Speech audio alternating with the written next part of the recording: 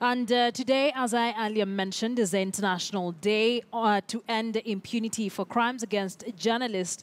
And it's a day that draws attention to the low global conviction rate for violent crimes against journalists and media workers, estimated at only 1 in every 10 cases. Now, journalists play a very critical role in informing and influencing the public about important social issues. Impunity for attacks against them has a particularly damaging impact, limiting public awareness and constructive debate. This day comes at a very interesting time when the country witnessed the harassment of KTN's Kisumu reporter Rashid Ronald by the police during protest in Kisumu, the anti-IEBC protest, if you remember, and Citizen TV's Francis Gashuri at the Wiper headquarters just about a day ago. Trix Ingado was also harassed by residents of Kawangware. Trix is a reporter here at KTN News, and this is just to sample some of the few cases where journalists have been harassed in this electoral period in the country. So joining me to discuss the International Day to End Impunity for Crimes Against Journalists is Anthony Ngare. He is from the Kenya National Commission for UNESCO. Thank you very much once again for joining us here on KTN News Desk. I would want to start with your own assessment of the security situation for journalists in the country while they're in line of duty. Thank you, Akisa, for having me. I would want to say that progressively looks like the security of journalists in the country is deteriorating because we are getting more and more cases of harassment of journalists in the media. And these harassment are, by the way, they're not just physical. They even have online abuses where you do a story and then the kind of comments that come down below there, they are very traumatizing. So I would say that I think because of the technological disruption and everybody now have access to information and everybody can air their opinions online, those abuses are progressively becoming frequent. And the disturbing thing is that besides becoming frequent, now people are beginning to get tolerant to harassing journalists. It's becoming like it's a normal thing to just grab a journalist by the scruff of his neck and shove him around.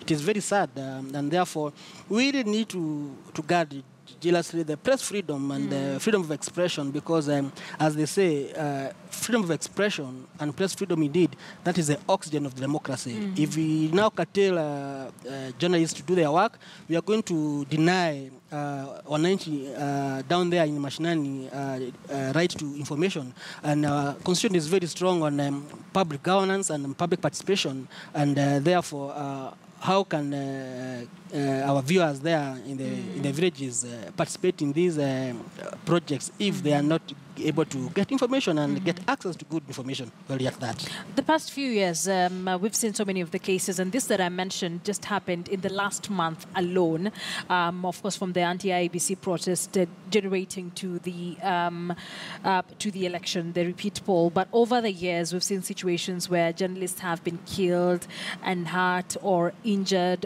but there never seems to be an uproar about this in the country. And like you say, it's seemingly becoming a norm to harass journalists or even kill them in this country. Yeah, that is very sad. That's why we are having concerted efforts between various stakeholders in trying to address issues of safety and security of journalists. UNESCO has a very robust plan. It's called the UN Plan of Action. The UN Plan of Action basically stipulates various approaches that we can adopt to ensuring that our journalists are safe when they are in the field. And one of them is basically training journalists and giving them some tips on how they can survive the minefields out there when they are reporting. Secondly, the UN Plan of Action also gives guidelines on how we can have a multi-sector and approach, because not a single agency can address the concerns of journalists, because we need to have the Media Owners Association on board.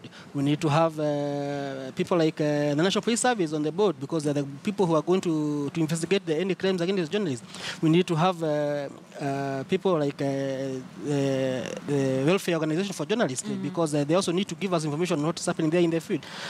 So UNESCO takes freedom of expression very strongly, and in UNESCO it is believed and it is taken that freedom of expression is actually a human right, basically, and therefore any threat to freedom of expression, it is an affront to human rights. And UNESCO Director General follows up every killing of journalists worldwide, and they issue a strong statement protesting that, and also they ask the member state to investigate fully and give report as to why the journalists may have disappeared or got killed. Because we must also say journalists' lives matter.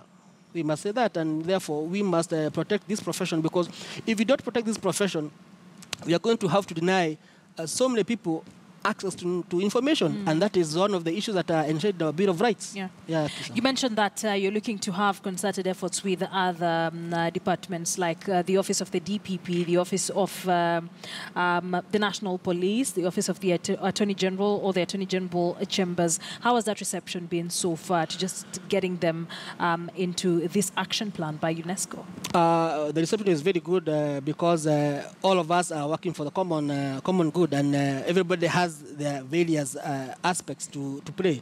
Usually, the execution of this UN plan of action, it's a series of batteries. So every agency, every government agency, and actually even civil society is also involved. Everybody has a role to play, and if we are able to get it right, then we can do justice to the society, and we can do justice to our journalists. Therefore, we are looking towards having very close consultative engagements with the various agencies that are relevant in this area, and we can come with a common stand and say this is how we want to approach this issue. And once we have a common stand, we also agree that even journalists, we must also remember that any right comes with a responsibility. And if you have that kind of guiding principles, then we can have some sort of normalcy and soberness when you're approaching these issues. But commissions like the Kenya National Commission for UNESCO and every other body that today seemingly is pushing for the rights and freedoms for journalists in the country, we don't seem to hear much from you when journalists are harassed, when journalists are killed in the country. I mean, where have you been? What we normally do is that we work with various stakeholders in the country. So therefore, for instance, when we had that recent case of journalists who were harassed at Wiper headquarters, we had the Editors Guild of Kenya issuing a statement via the chairman. We had the Media Council of Kenya issuing a statement via the CEO. Those are agencies that we work closely with, and therefore, if they have already spoken and they are the attendant major organization in these areas, we feel that our position has been articulated well, and therefore, all we need is that we need to work together and support them in the background. Otherwise, we have always been very keen that we have to have everybody on board so that we can get this thing together and we move forward. So therefore, we don't feel like we need to issue a statement every now and then. If people like Media Council of Kenya... And then don't you think it would help if you were vocal every other time a journalist is harassed? We are very vocal. Our stakeholders, our various people who we work with, they are very vocal, and maybe you could say that in the past, maybe we have done things a bit, I would say maybe we need to refocus on how we approach these things. And when you're coming together, the bit of coming together and working together as agencies, that we can even now have people like KUJ, Kenya Union of Journalists, and Media Council of Kenya issuing a joint statement, and we support them and we support all the activities in this. And I think going forward, you see these agencies, at every opportunity, we are going to be condemning any harassment by journalists. Anthony Ngare, thank you very much for joining us here on KTN News Desk. Anthony Ngare is from the Kenya National Commission for UNESCO as we celebrate, or as we mark, the International Day of Impunity for Crimes Against Journalists across the world.